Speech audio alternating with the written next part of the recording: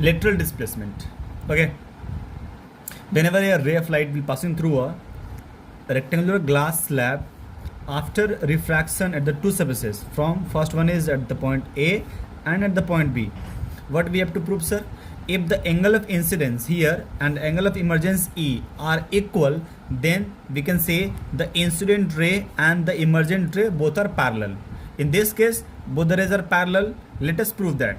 Now apply Snell's law at the surface A. Sin I by sin R equals to mu by 1.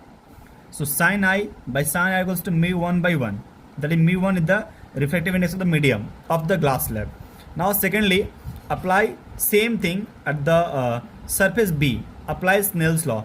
Then this time sin I is sin actually R and emergent is the sin of R. So sin R by sin E equals to mu 2, that is mu, this one 1 by mu 1. Now multiply both the equation. Multiply this equation with this equation, will get the value of sin I by sin R multiply sin R by sin E equals to 1. 1 na? Now sin R sin I can cancel out.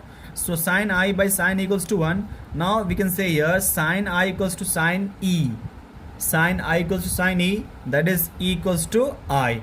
This proof that ki emergent ray and the incident ray both are equal.